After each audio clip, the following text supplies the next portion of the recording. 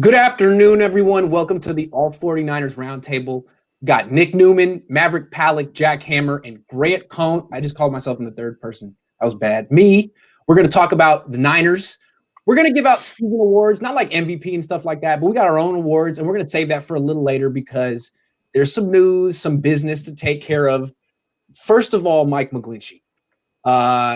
Porter asked Kyle Shanahan today, are you going to pick up Mike Mcglinchey's option? And he wouldn't go. He didn't say the word yes, because I guess it's not necessarily his call. He has to run it through the proper channels. But he was basically saying, yeah. He even spoke directly to McGlinchey, said, Mike, you're going to be here. Don't worry, man. Which is really what I think it's very reassuring for all 49er fans. My question to you is, should they pick up his fifth-year option? And if you don't understand, next year is his fourth year. His fifth year is 2022. Nick, why don't you? It's a great question. Great question. McGlinchey, we'll get into all the regressions later, but looking at McGlinchey, you already invested a top 10 draft pick in him. He was drafted 9th overall, 2018. You want to get the most out of that. And I question, where do you find the upgrade if you look to move on from McGlinchey? Justin School has not looked good this year, and the opportunities that he's had this season. Last year, he looked very good. So where are you going to find the upgrade down the road if you don't pick up McGlinchey's option? Do you know the exact cap hit? If that option, I should know that. No, you keep talking and I'll find that out. No, I don't know. Fifth-year option cap hit for the 9th pick in the draft. Maybe like 9-10 million, somewhere up there. Like maybe yeah, something like that. Yeah. I would pick that up because when you have he's a starting caliber right tackle in the NFL. And I do believe if the Niners moved on from him, he'd pick up another contract elsewhere. He's fantastic in the ground game. Passing-wise, pass blocking, he has a long way to go. I'd pick it up just for the sake of getting the most out of your 9th overall pick from 2018, maximizing your advantages within that contract, and hoping he gets stronger this offseason. That's what you're banking on, him getting stronger this offseason and improving as a pass blocker. I'd pick it up. I think they do pick it up, but if I was in their position, I probably wouldn't. If he does bounce back, there's still also the possibility that you can re-sign him because you would have to give him that bigger contract in a year afterwards anyways if he does perform. But just in my opinion, I think there's no way they're able to get rid of him this offseason because I think they'll have to do a similar situation to what the Lions did with Laken Tomlinson, and I don't see that happening. So I think McGlinchey's the right tackle next year and probably not on the team in 2022. So if you don't think that he's going to be on the team in 2022, then you're saying they're not going to pick up his fifth-year option. Is that right? That's what you said, right? I think there will be a way to get rid of him eventually if he can build up some value trade. Because offensive line. Okay. You're trying to have it both ways. That's fine. All right, that's cool. You can try to play it both ways. That's fine. Yeah, I think I think that they need to keep him at this point right now with everything that's going on and all the other changes that they're going to need to be making. That's not you don't want to go into this season having 3/5 of your offensive line having to be changed around, or even the year after. Because right now they don't have a center, they don't really have a guard. If you're going to get rid of him at right tackle and a year after next year, you're really having to spend a lot of capital in that space. So I think, and it's a small cap hit. We're not looking at a big number. So picking up the fifth-year option keeps that number lower than if they try to re-sign him. So that's the direction I think that they're going to go. He's good and okay in the run game. The pass game, he struggles, but they've got to get part of that has to do with the quarterback play as well.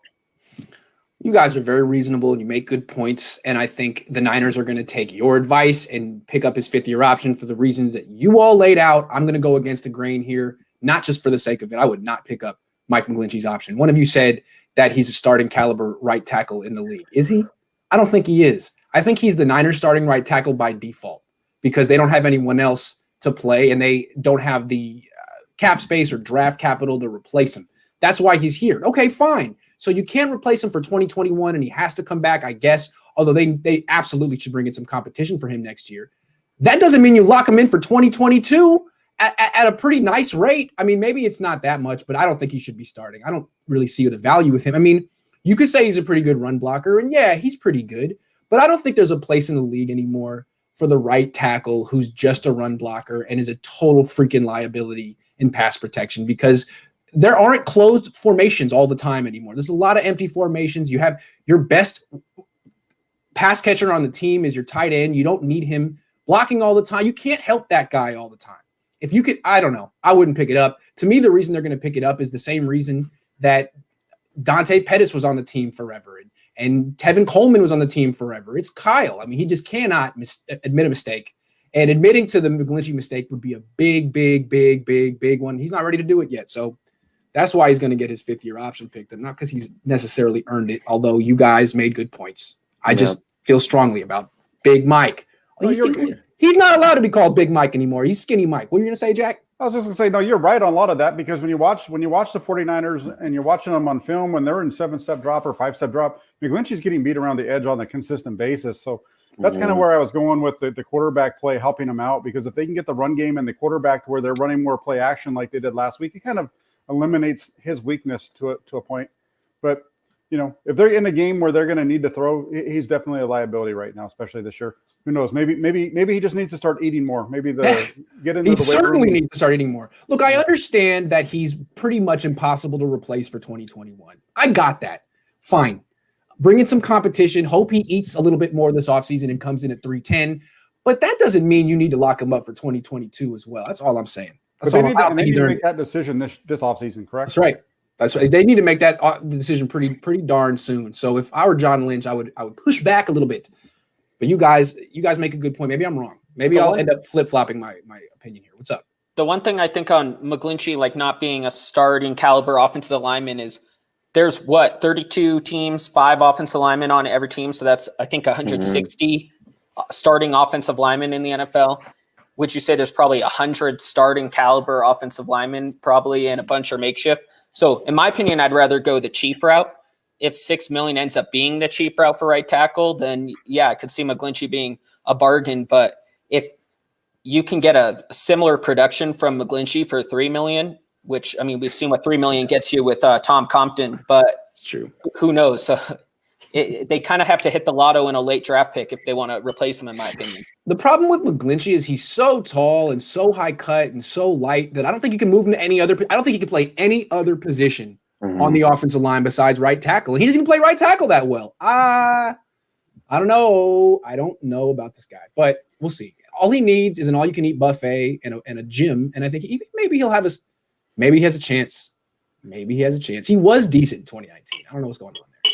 Maybe they need a new offensive line coach, the Chris Kosarick of the offensive line. Bring that guy in, because Chris Kosarick has a great effect on all these other guys, except for Armstead. Yeah, but if you go back and look at 2019, they were running a lot of play action with Garoppolo because that's what they needed to do for him, and a lot of quick passes. A lot of quick passes, a lot of those kind of things. Especially watch like the Seattle game last year, that last game of the season. I think they ran play action like 17 out of 22 of their. Yeah, they weren't playing from behind very much last year, so Mike Mcglinchey was fine. Yeah. All right, let's move on. Enough of Mike. I can't stand talking. No, I like talking about it.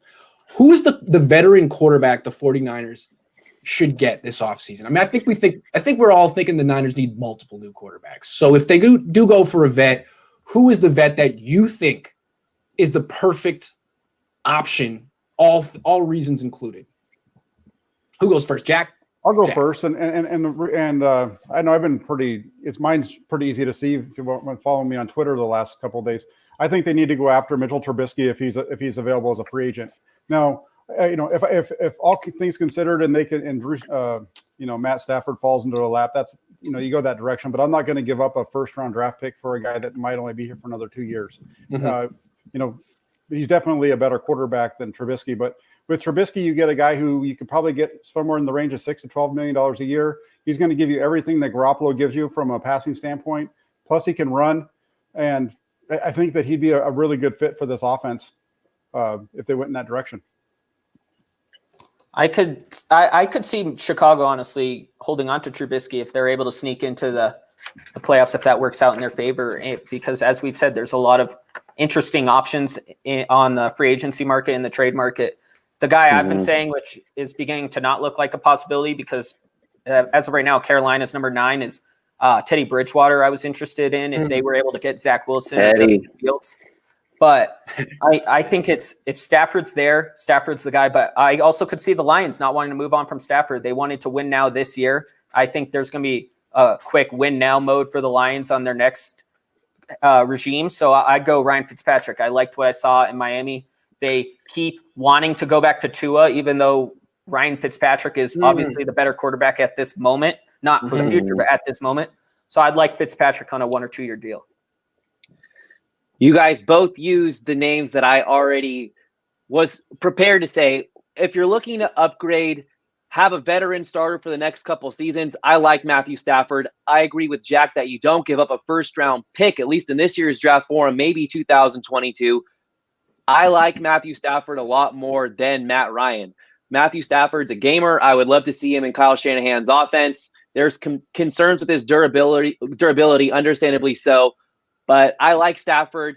If they draft a rookie, I would love to see that rookie paired with Ryan Fitzpatrick. And he'd have to go through the same exact thing, or it would be a very similar situation as to what he went through this season with the Dolphins and Tua Tagovailoa, where he's a bridge quarterback. And when you're getting close to the age of 40 years old, you don't have that many options. You can't be picking and choosing where you want to go in free agency. I have a hard time imagining an NFL team reaching out to Ryan Fitzpatrick in hopes of having him start for them for the entire 2021 season. That just does not seem realistic. So I really, really am high on the idea of drafting a rookie and signing a quarterback like Ryan Fitzpatrick to be that bridge quarterback. And I agree with Maverick. He has been outperforming Tua Tagovailoa this season. I think he gives them the best chance to win. So I think he's more mobile than Tua. And he killed when the 49ers and Dolphins played earlier this year. I was so impressed with some of the throws that Ryan Fitzpatrick made. He still has it. He has it. And he's a smart guy. He's a smart guy, Ivy League school guy, right? So he can pick up the offense quick. That would be the ideal pairing for me, Ryan Fitzpatrick and a rookie. If Mitchell Trubisky hits the market, the Niners should be all over that. I love that. Whatever, if he's 6, 7, 8 million, yeah, absolutely. I think with this coaching staff, running game, scheme, defense, that's the most talented guy they could get. I would think that Chicago would be crazy at this point after what he's done. Like, you gotta bring him back. If Mike McGlinchey is going to get the 5th-year option, then Mitchell Trubisky should get it too. So if he's option 1, but if he's not available, I like Fitzpatrick. Although he is like 47, so maybe you can find a better option who's a little younger. I kind of like Andy Dalton. I mean, he's really cheap. He's making $3 million this year. He's 4-4 this year on a team with no defense. He's been in the league a long time. He started 141 games. He's still 9 games over 500, and he's been on some bad teams. Put him on this team with this defense and this run game, he'd be a bridge quarterback who could win in the short term. He wouldn't be the answer, of course, but you're not looking for the answer in free agency. You're looking for the answer in the draft. So I would go with the 32-year-old bridge quarterback over the 38-year-old bridge or whatever Ryan Fitzpatrick is, but I would definitely get 25-year-old Trubisky, whatever he is, if he's available. So I think those are good names. Anyone else that we forgot? I don't want to trade for Wentz or Stafford. They're expensive. Well, Fitzpatrick comes up a lot, but he doesn't win. He's not a winner. He's at 4-3. He's 4-3 this year, and I think it's only the second time he's had a winning record in his career. It's true. And but he's a Harvard guy, so everybody likes him. It's because he shredded the Niners. He looked great in that game. But he's also been on really bad teams. He's been a lot of bad. He was the bridge quarterback always. Like, he was there, and then someone else would come in. The rookie would come in eventually. Like, he was the bridge guy so many times. I'm not saying he would have been a winner on other teams. I'm not arguing that. I'm just saying I think he's been hurt by being on some bad teams in the past as well. Hold on, Jack, I cut you off. Go ahead. Yeah, no, the one guy you definitely don't want to bring in is Nick Foles, because that guy, no matter where he goes, he just kills the organization of the quarterbacks. Because look what he did in Philadelphia with Carson Wentz, and look what he's doing and it did in Chicago with Trubisky. They didn't know with him, and they thought that if they put him in there, they go 2-5. That's definitely not the Nick Foles. You don't want to do that. It's true. That's true. All right. Well, let's talk about the more intriguing topic. The college quarterback the 49ers should get this offseason. The Niners currently are 15th in the draft order. And I don't know, they could go up a little bit, they go down a little bit based on what happens this weekend. Based on the realistic options, who do you think they should be targeting? They could trade up, they could trade down. What do you think they should do? I'm going to say Trey Lance because of the ability he possesses that you can't coach. You can't coach his size. You can't coach his arm strength, his arm talent, his speed. I love the idea of Trey Lance, the big mobile quarterback with a strong arm.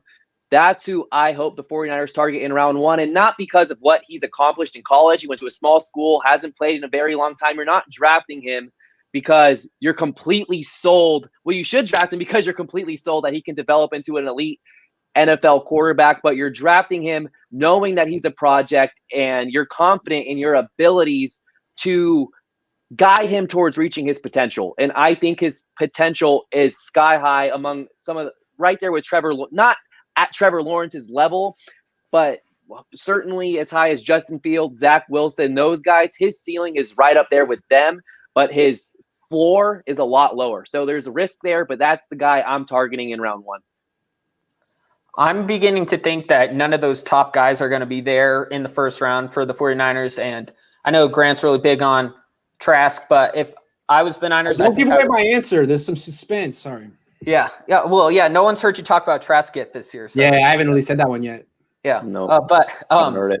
So it's not a quarterback in the first round. I think Desmond Ridder in the second or third round, I think he'll be there, and he's interesting to me. And then late round, I like Dustin Crum from Kent State, because not for a starting material. I'm not saying he'd start in 2021 or 2022, but I think they need to replace that CJ Beathard role of the guy you drafted and you develop for the next couple of years. Because if Beathard is coming back, he's supposed to be the veteran guy. If Mullins is healthy and he comes back, he's supposed to be the veteran guy. You need a younger guy to develop on your team. You can no longer go Brock Ruder route on the practice squad for 2 weeks.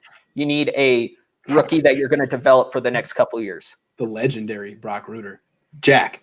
Yeah, I think the guy that I think that they might go with, I think the guy that once he watches the film that Shanahan's going to fall in love with is going to be Mac Jones out of Alabama. I think that's really going to be the guy that he's going to like.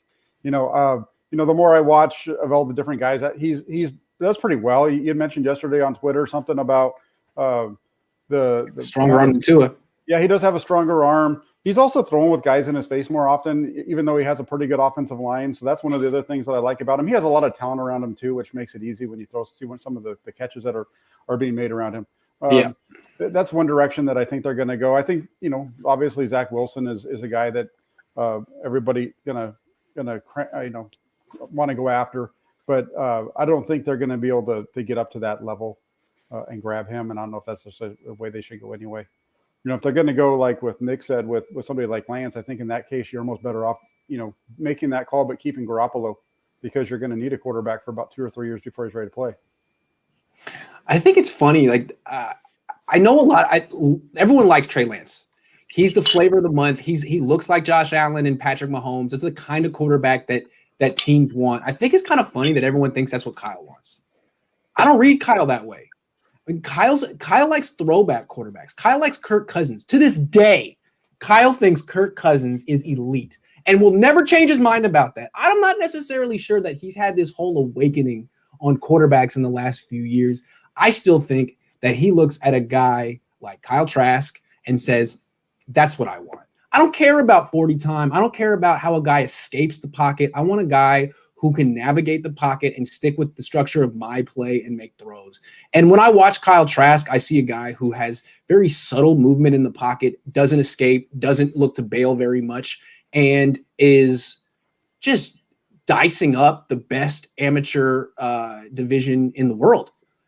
So if it translates to the SEC with a pretty shaky offensive line and no run game, I think it'll translate to the NFL with a great run game and a terrific defense on the Niners. I think Kyle Shanahan may not even know much about Trask yet if he hasn't watched him, but when he does, I think he's gonna like him just as much as I do. And the thing is, we both share an affinity for Nick Mullins. So I feel like Kyle and I really are looking at the same thing and we're sharing a mind here. So I know it's going to be Kyle Trask. And if you guys don't like him now, you're going to like him later. I guarantee it. It's like that scene in Back to the Future where he's up on stage and he's playing the music at his parents' thing, and then he starts playing metal and they're like, they can't dance anymore. It's like, you don't like it, but your kids will. It's kind of like that. That's Trask. Trask is metal music in the 50s, if you'd heard it. Actually, no. He's just a throwback. He's a throwback. I don't know. Okay, that's enough. Hey, here's the thing. If I ever go on a Trask rant again, everyone just start yelling like 15 seconds in. Drown me out. Just make sure I don't do that. Because I do it all the time. I hate it. You like Kyle Trask? I didn't know that. I know. It's as soon as I do it, just be like, stop. It's fair. Let's move on. Shh. Salah's gone. We all know it. Who should replace him as the Niners defensive coordinator next year? Who's starting off? Me? Yeah. Okay. Sure.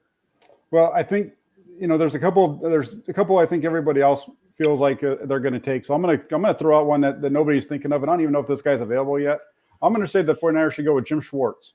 Oh. And the reason I go that direction, it's kind of an odd one, is he runs the wide nine, and he owns Kyle Shanahan. He's kicked his butt almost every time they played. I think Shanahan's only beat him once. So that'd be the direction I would go. It's outside of the box, and I'll leave the more popular ones to the other two guys. That was very clever. I love it. And he does own Kyle Shanahan. I'm sure Shanahan respects him.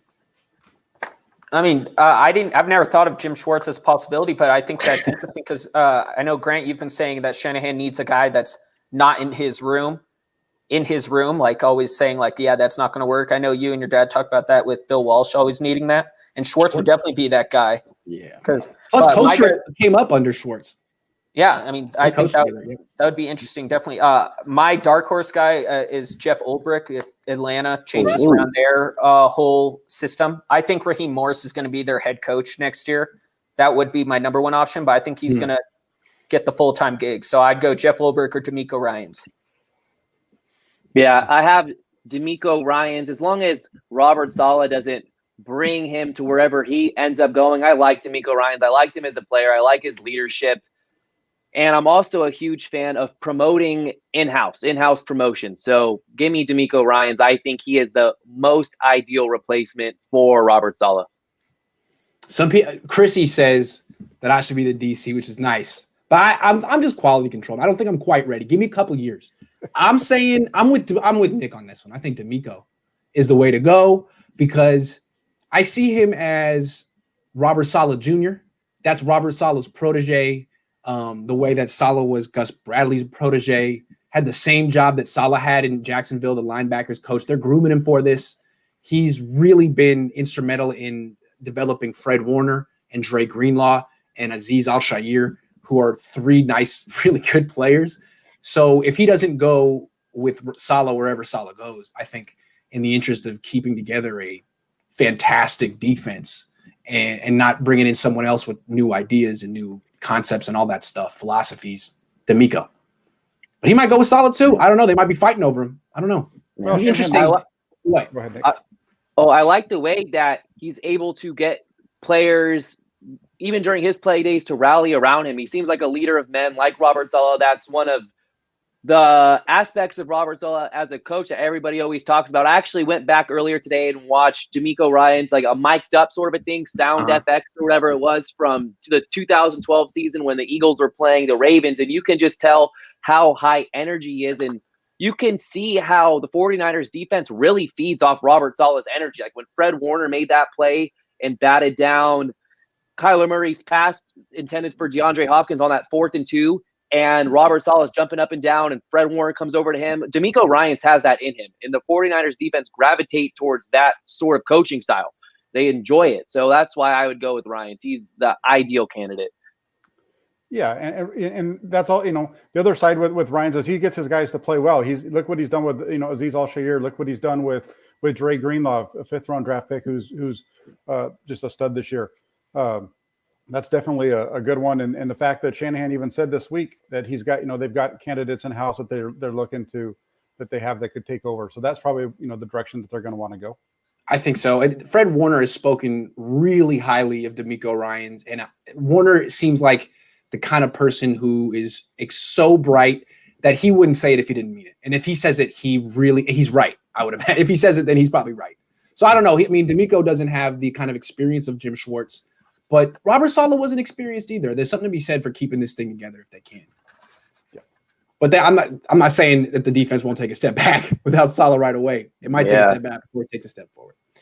Should the 49ers re-sign Kyle Juszczyk this offseason? Not the cheapest player. Am I starting on this one? Yeah, you can start. for most teams, signing a player like Juszczyk would be a complete luxury, but for the 49ers, it almost feels like a necessity. He's so important and vital to everything that they do. And I know you don't pay fullbacks that much money. Like Kyle Shanahan gave Kyle Juszczyk record-breaking money for a fullback 4 years ago. But when you look at his body of work and how much better the 49ers offense is with him on, he just contributes in so many different ways. And finally, he's becoming the red zone threat that he always seemed that he could become. He has 6 touchdowns this year, a career high. He's being utilized inside the 10-yard line. I think 12 of his 16 carries this year have gone for first downs. More than 50% of his catches have gone for first downs. So he's becoming a much more important part to the offense than he already was.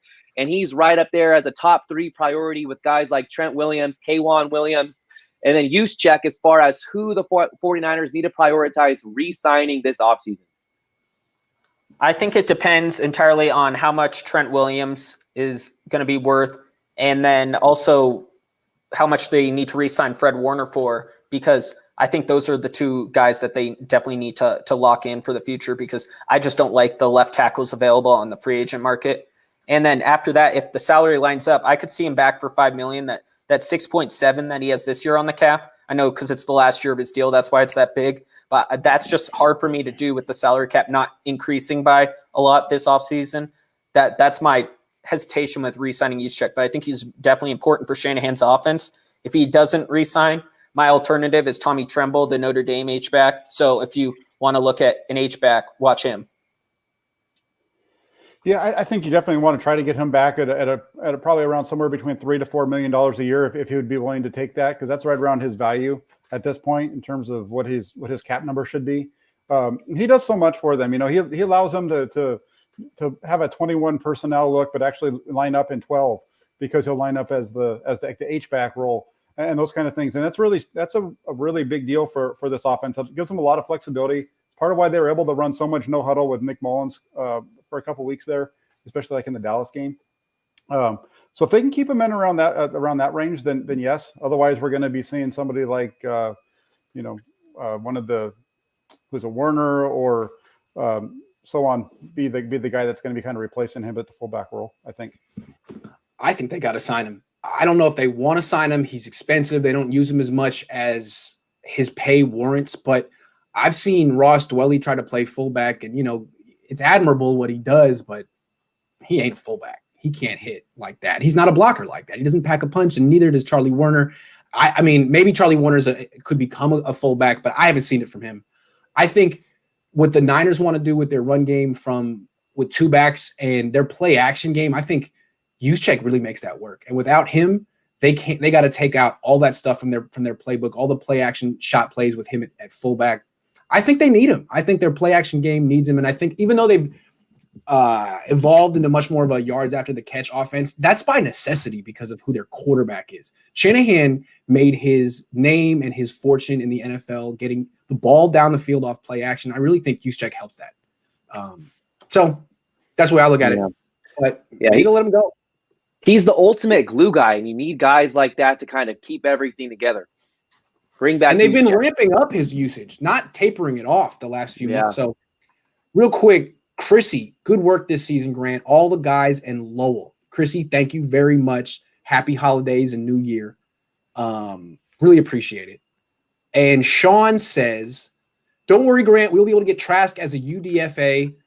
Yeah, probably. What do you think of Robbie's extension? You think we will give Rosen? I don't know. I don't know about Rosen. But what do you guys think of the Robbie Gould extension real quick? Thoughts? Feelings? I like the Robbie Gould. I like the Robbie Gould extension. When you really think about it, the big knock on him is that he cannot – well, he can. You prefer not to see him attempt field goals outside of 50 yards. But outside of the Cardinals game, he's been money inside the 50-yard line. And when you look at the percentages, there's not a high percentage of kicks that are being kicked beyond 50 yards. And I was trying to look this up. I'm kind of surprised it's not tracked as a kicker stat. They should make it a more visible stat when you look at game winners. Like, how many game winners have you attempted throughout your career? How many have you made? I cannot recall Robbie Gould missing a game winner. I could be wrong because I wasn't able to pull this stat up. I couldn't find it anywhere. I'm trying to think, has Robbie Gould ever missed a game-winning field goal for the 49ers? I know that he's made a handful of them. So for me, a guy that comes through clutch for you time and time again is worth the price tag you're giving him.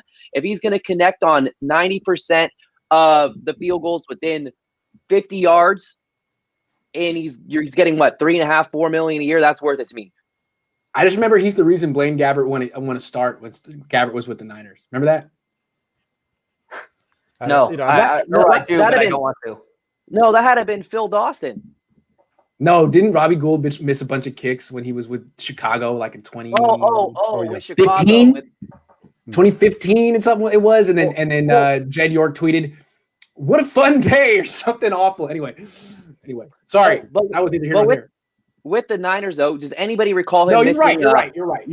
No, he hasn't. He's money. So, yeah, for that kind of consistency within 50 yards, I'm taking that. The Niners have been so lucky to have solid kickers over the last couple of years, from Joe Nedney to there was one rough year with David Akers, but outside of that, he was pretty solid. Then Phil Dawson. You see teams that look at the Rams, for example. How many kickers have they gone through this year? If you do not have a solid kicker there, there's a lot of turnover. You're risking a lot of turnover at the position. He's more excited about Robbie Gould than I am about Kyle Trask. How about that, Jack? No, I mean, he's right, though, because he did make a bunch of game winners, especially early on. He's part of the reason why Garoppolo started off 5-0. Mm-hmm. You know, he hit the game winner in Chicago, hit the game winner against Tennessee that year. So he's a good kicker. I think we'll see, and I agree. We don't want to be getting into that kicker market where you're rotating three guys, 3 or 4 times in the course of a year. So get a little stability there, and hopefully the way that his contract's put together, save him some money this year coming up in 2021. I got something to say. All I'm saying is, couldn't they have waited a week? I mean, I don't know. Are they that confident that those 3 misses from last week are just a blip? Like, can't you wait like 4 days and just see what he does against? They had to. All right. Well. Because his contract option was going to come up. So if they didn't, they were before week 17. Yeah, it had been picked up by week 17. What a smart agent. Do you think he missed those kicks on purpose so he could go back to Chicago? Do you think he was trying to get the Niners to let him go? What was that? They were like 37-yard kicks. Yeah. It just happens sometimes. Jet Toner, the Stanford kicker earlier this year, he's one of the best kickers in college football, and he missed, I think, 5 kicks against Oregon, 4 kicks. You just get the yips sometime. I think Robbie Gould will figure it out this week. That's a great name too. Jet Toner, check him out. That guy to be my kicker in a year. Yeah. We got another question from the audience, and I think it's a good one we can take go around. Who should come in as the quarterback coach if we promote Ryans? I've said that I'm not really into what Shane Day's been doing as a quarterback coach. I haven't seen any of these quarterbacks improve, and all of their mechanics is pretty sloppy. If the Niners were to get rid of him and bring in someone else, is there anyone? I mean, no one knows the up-and-coming quarterback coaches of the league. But, the Niners went outside the box and got Wes Welker. Anyone that I could think of a guy right now who I would like as the quarterback coach over Shane Day. Jeff Garcia. I've been campaigning for this for like 7 years, man. This guy had a little quarterback academy in San Diego. I don't know how serious it was. I think it was for middle schoolers or high schoolers. I like him. I think he'd be the Wes Welker of the quarterback room. I don't see how he could be any worse than Shane Day. So what do you guys think? Well, he can't be any worse than what Day's doing, because the 49ers, their quarterback, all their footwork is horrible. Horrible. So, I'm not sure. We saw a video on Twitter this week with Shanahan working out a quarterback in the offseason and helping some younger guys. That's stuff that, I was coaching high school back in 2003. We were doing those drills then. Yeah. So, that's nothing fancy. So if that's what they're, like Bill Walsh used to say, he doesn't want to see guys running the same drills that he was running, because that means they're not improving. And that's kind of what we see a lot of times with this. Any suggestions? Steve Young? I don't think Steve Young wants to do it. Jeff Garcia would be a good one. I think Jeff would love to do it. He would love to do it. I think he would do a good job too. Wes Welker, Brian Hoyer, maybe Nick Mullins could do it right now. I was going to say, it seems like every third-string quarterback for the Patriots the last 20 years is now a quarterback's coach in the NFL. So why not Brian Hoyer? So just go maybe grab Cliff Kingsbury. That guy should get fired any day now. Who knows? All right, let's keep it moving. Should the 49ers re-sign Kendrick Bourne? No, they shouldn't. He's going to be too expensive, and he's a good player, but with the production that they can get that production out of Richie James Jr. and I think they really like Juwan Jennings coming up as well. So I think he's kind of priced himself out of the market. He's probably going to be getting somewhere in the range of $5-6 million come this offseason. So I would say no. Time to move on. All the dancing haters will rejoice. I think it depends on the free agent market. I think Kendrick Bourne's going to get $7 million, and I think that's too much for me. I think he's going to get number 2 money, and I think $3 million is the cap for what I would bring Kendrick Bourne back for. It also depends on if Jalen Hurd is healthy. I know we've been saying that for 2 years now, but he should compete for that third string, that slot receiver role. So that would be an on-roster replacement if he is healthy. So I wouldn't bring Bourne back. I think he's destined to be a number 2 quarterback somewhere in the AFC South. Wide receiver, sorry. I really like Kendrick Bourne. I really feel that he's underappreciated in the media. If you go back the last 10 years, since 2010, or the last 10 years, 2010, last 10, 11 seasons, he is top 5 in that entire time frame as far as receptions and receiving yards go. He's sneakily been one of the more consistent and productive 49er receivers since Michael Crabtree, Anquan Bolden. Obviously, he's not on that level of talent, and the 49ers have not had good wide receiver play before Deebo Samuel and Brandon Ayuk came aboard for a very long time. And I go back to that Vikings game last year, the NFC divisional round, where he had 2 huge catches in that game. So I really like his toughness. He's better suited in that wide receiver 3 role. Looking at last year when there was Emmanuel Sanders and Deebo Samuel as the top 2, he really flourished in that wide receiver 3 role, moving the chains, catching touchdowns. I'm sure he can get wide receiver 2 money to or even with that pass happy team, he could probably get a lot of money. If he outprices himself with the 49ers, you got to move on. But for that $3 million range, like he played on the second-year tender this year, I'd bring him back. Yeah, I think he's a solid number 3 receiver, and whoever gives him some money this offseason, I'm not saying it's going to be a bad decision or he won't be worth the money. I just don't think the Niners need to pay market rate for a number 3 receiver. I mean, they're a run-first team. Their 2 wide receivers ahead of him are excellent. They're like 4 deep at tight end. They're like 3 deep at running back in terms of guys who can catch the ball, counting use check. They don't need to be in 3 wide receiver formations very often. I mean, really, they should be giving more targets to Juszczyk and Dwelly and the running backs anyway. It's a base personnel offense. You have Richie James. Juwan Jennings will come back next year. You can always draft another guy in round 7 or something like that. I think they can let Kendrick Bourne go, and not because he's overrated or anything like that. I just don't think they need to be spending on that spot. Number 3 receiver. No, go to a pass first team. Yeah. You know. And a couple more things with Kendrick Bourne. He's been so durable over the years, and it's been very hard to say that about other players in the position. I don't recall him missing a game to injury his rookie year. I know the last 3 years he hasn't missed a single game. So you have 3 full years where he has not missed any time. I know he was inactive early on his rookie year, but again, I don't think it was because of injury. So that's another thing that he's going to be in uniform on Sundays. Yeah, I really like Kendrick Bourne too. I just don't think they're going to bring him back. And maybe I'm reading too much into it, but if you look at last week, they really ran 2 wide receivers for most of the game. Mm-hmm. And Richie James Jr., I think, got 50 snaps or pretty close to it compared to, I think, like 14 or 15 for Bourne. So that's kind of why I think they're going to go in a different direction. But I really like Bourne. He's kind of, that under the radar kind of guy that everybody becomes a fan favorite. Yeah, I think they see Bourne as more of like a slot guy in their offense because he's not fast or gadgety enough to be on the outside. And so I think Richie James will take a spot. Interesting. All right. Before one more, I saw Matt Mayoko. He released his top 10 priorities as far as who to re-sign. And Kendrick Bourne was like 4th on his list, which I thought was interesting because there's a lot of big names that they have to worry about bringing back. Yeah, I guess. I mean, I don't know. I disagree with that one. But no, all I'm saying is it's not that I disagree with Matt. If he wrote it, he heard it.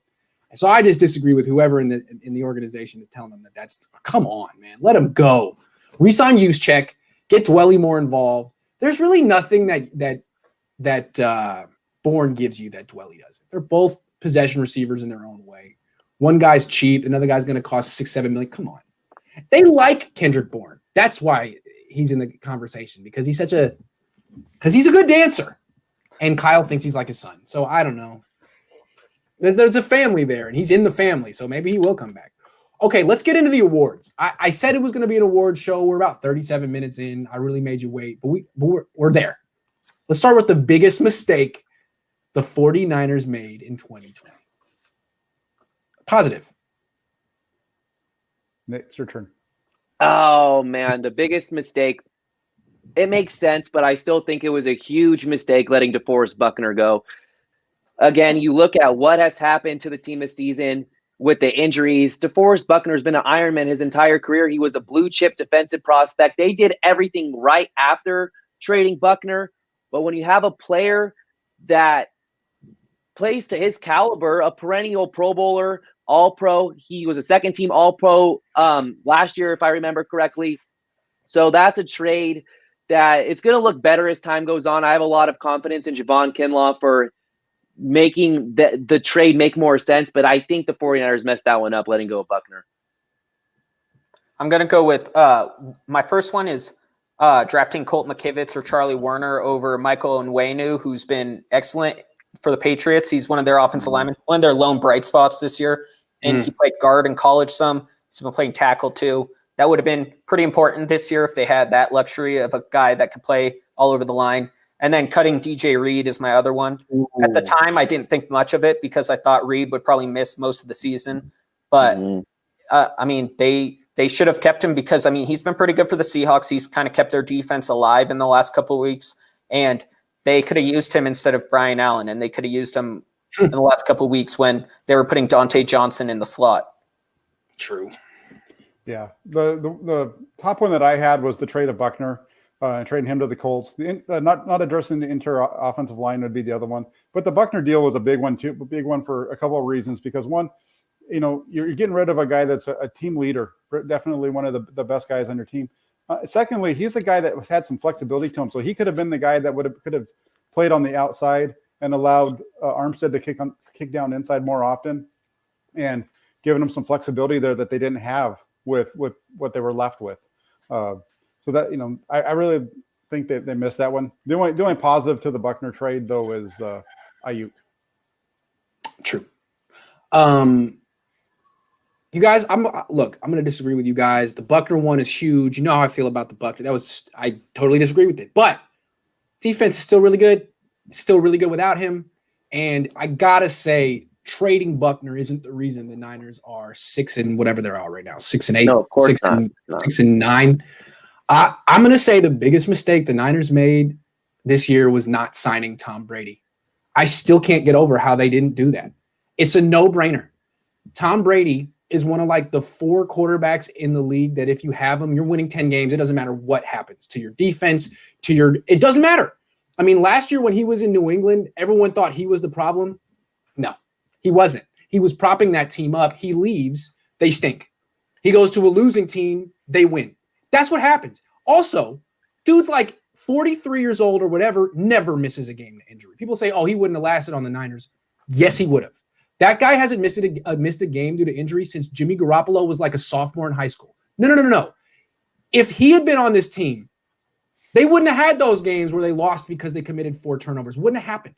They'd be in the playoff hunt right now. And not only that, they wouldn't have to spend a first-round pick on a quarterback this upcoming offseason. No, that was a big mistake. It was a no-brainer, and it probably fell apart because of like $6 or $7 million. They're going to regret that one for a long time. Tom Brady not having him on the team right now would have given him a lot of flexibility and more wins, which is good because you play to win the game. Well, and if they drafted Brady, they would have drafted your tackle probably too because Wirfs. Yeah. Wirfs. See, if Leo were here right now, he would be getting the last word right now. He'd be like, actually, Grant, can we just say why you're wrong? But Leo's not here anymore. Leo, we're going to talk about Leo tomorrow. Leo will be here tomorrow. I want to talk. You guys know about Leo. Leo got a new gig with Javier Vega and Matt Barr. So good job, Leo. He's going to be here tomorrow. We'll send him off in style. Leo always comes back for the last word. Okay, Leo, you're right. Smartest thing the Niners did in 2020. I'm going to say the smartest thing they did was sticking with Jason Verrett. That was a move that a lot of people didn't think would happen, and we're actually calling for them to move on from him, and we're surprised when they brought him back. So that's definitely, I think, the smartest move that they made, because he's really kind of saved the defense in a lot of ways this season. Good answer. I'm going to say the smartest thing they did was the thing I did not want them to do at the time is drafting Brandon Ayuk and not drafting CeeDee Lamb with that teens pick they had, because I was all in on CeeDee there. They got a defensive tackle that they're really excited about there, and we're still able to get the wide receiver they valued the same as CeeDee Lamb and Brandon Ayuk later in the draft. And I think Ayuk has been just as good as CeeDee, if not better this season, and I think he fits in Shanahan's offense really well. So I think that was the smartest move, is going Ayuk over CeeDee, or Ayuk and Kinlaw over CeeDee. You stole some of my thunder there, Maverick. I'm kind of playing both sides of this, where you look at what's the dumbest thing, the 49ers that get rid of Buckner, but they created this gaping hole, and they had a plan, and were very smart about that plan and executed it wonderfully. They got Javon Kinlaw, who I've had concerns about early on, but they immediately replaced the defensive tackle position, the hole that DeForest Buckner left. And then the Brandon Ayuk, they nailed their first-round draft picks. You can see Kinlaw flash. I'm not a huge fan of drafting defensive tackles in the first round unless it's an Aaron Donald type, where you know that the ceiling is just huge, super high. And then Brandon Ayuk, they nailed that pick. I like Maverick. I had CeeDee Lamb going to the 49ers in the mock draft I released on Sports Illustrated prior to the draft, and he was on the board. He was there. They passed on him, and Brandon Ayuk has exceeded all expectations I've had for him this year. So they really nailed those first-round draft picks. That was the smartest thing they did, getting Kinlaw for the immediate replacement for Buckner, and then Ayuk. I'm not as sold on Kinlaw. He's had good moments. He also has a knee injury right now, which is the issue that he had coming out of college. I'm not really sure what's going on with that. We got to find out what's going on there. I'm not so sure about Kinlaw, although I'm not giving up on him. He did show enough promise to think that maybe he could have a big year next year. But what I would say is not re-signing Emmanuel Sanders. It could have gone either way. He came onto the team and instantly embedded himself as a leader. There was all this talk about how he transformed the young wide receivers and the effect he had in the locker room. And there was every reason to bring him back, because of his, he meant more. I don't know what. They could have made a bad decision and said that they needed to have him because he was a leader or whatever. Ayuk's been better than him from day one. And Sanders is still good. So I would think that was risky, bringing in a rookie to replace a vet on a Super Bowl contending team. Theoretically, a lot of times rookie wide receivers don't produce right away in the NFL. He did. That was really smart. Good for them. 2 more questions, and then we'll go. Who's the most improved 49er of 2020? Oh, Fred Warner. Fred Warner was great last year, but he's gone from great to a guy that looks like he's going to be a Pro Bowler, All-Pro year after year. So he went from already being a stellar linebacker to an exceptional linebacker, among the best in the NFL. Fred Warner has my vote.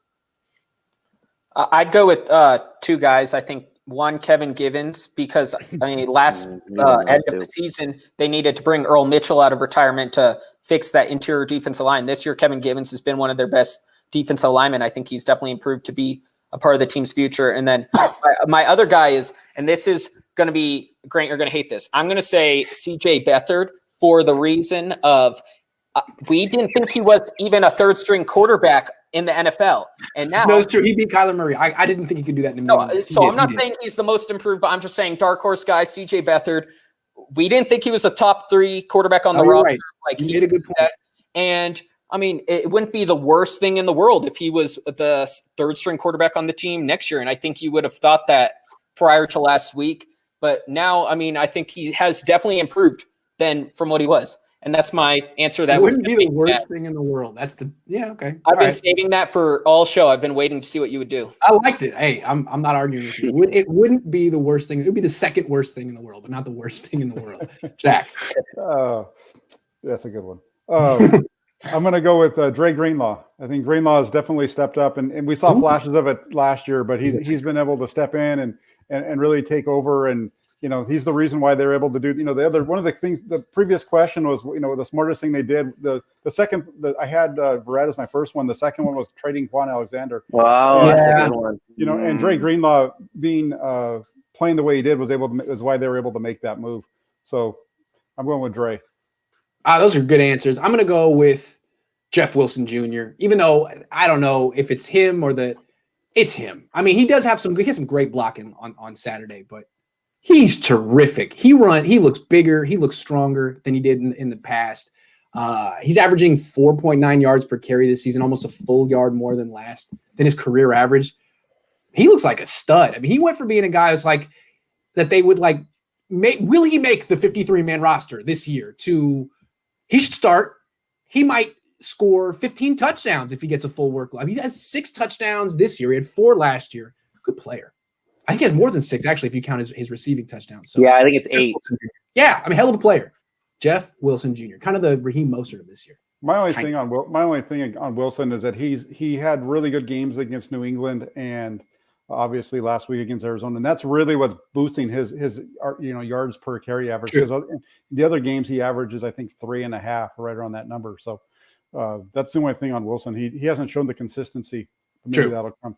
But those were also his 2 starts, and the 2 times he got like legitimate touch after touch. Where in the other games with Raheem Mostert, when he kind of had that 3.3 range, he was splitting touches. So it might just be a rhythm thing with him. I mean, like you said, those aren't the 2 best run defenses, so it's not like he's lighting the world on fire. But I think it could just be he's a rhythm guy, and I'd like to see him get some more touch after touch games next year.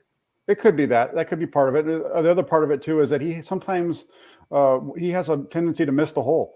Mm-hmm. And, that's one of the things. And last week, he didn't really have an opportunity to miss the hole because I think all 4 of us could have run through some of those holes that the offensive line put out there.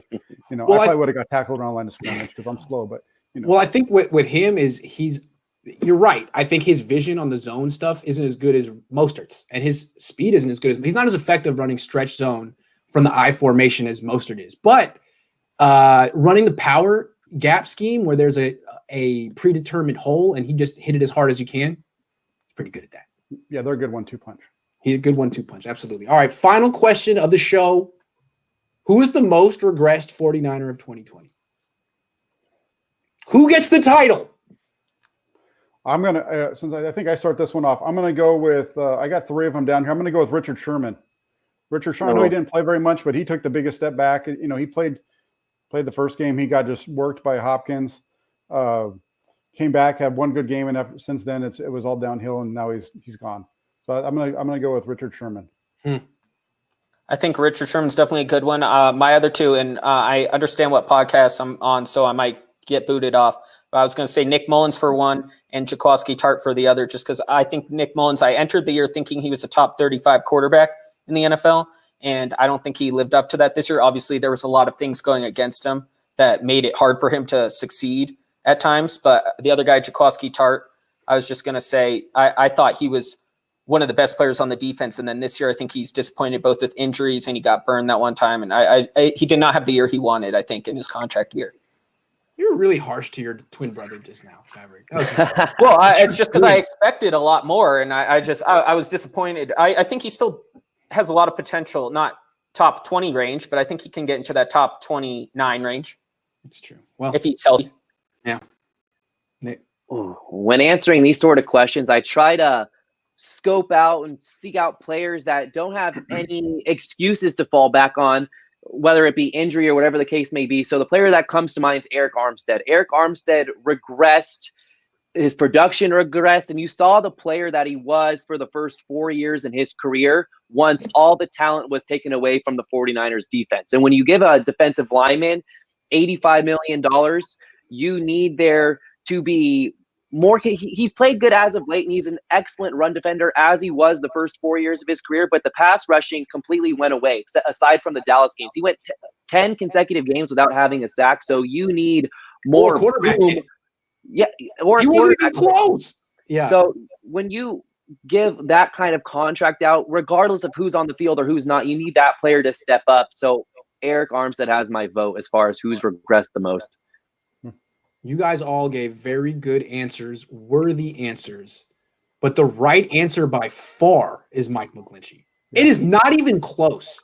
This guy went from being like, you knew I was going to take it, so you're just waiting for me. That's fair. All right. I'm just saying, as long as Does anyone think he hasn't regressed and that he's just kind of like being that it's Nick Mullins? Because I feel like there's a little undercurrent here, excuse me, on Twitter and from other people that like, hey, he's not that bad. Like it's just a couple of plays and basically these awful quarterbacks who hold the ball too long and can't navigate the pocket. I just want to say that that's not true. He really is that bad. He lost a cool 30 pounds and he can't withstand NFL power. That's on him. So it really is Michael Mcglinchey. Yeah, it really is. It really is. I was trying to give I just didn't want to go with the one that was the most obvious.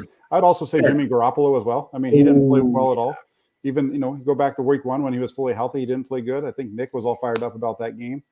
No, that's the right. 16 weeks ago, but that's another one as well. No, that is the right answer. Yeah. He's the quarterback, and he missed 10 games this year with a high ankle sprain. That stinks. Sorry. I mean, maybe it really hurt and he couldn't play, but geez, that's tough. He needed to be on the field this year. A lot of people were saying, is he going to have the Matt Ryan bounce in year 2? Didn't happen. I don't think anyone thinks that that's going to happen to him in the future. What a letdown. My other dark horse guy was Richie James on punt returns, just because, they're putting River Craycraft back there now, so yeah, he's really good though. Yeah, well, now they need. Before this year, they didn't need a punt returner. Now they need a punt. I know everyone wants Ayuk, but it seems like they don't want to do Ayuk, so now they need to get a punt returner or kick returner. Is River Craycraft the breakout star of 2020? Yes, 100%. Not just on the Niners. 100%. Yeah. He's the breakout River. He's that favorite River? Breakout River. He's my favorite River, yeah. Mm-hmm. All right, guys. Well, I think we're going to wrap it up right there. Once you get to River Craycraft, the show has gone off. So thanks so much for watching. We'll be back tomorrow, and we're not going to do this on Friday because there's a holiday or something. So we'll see you tomorrow. And thanks for watching. Take care, everyone.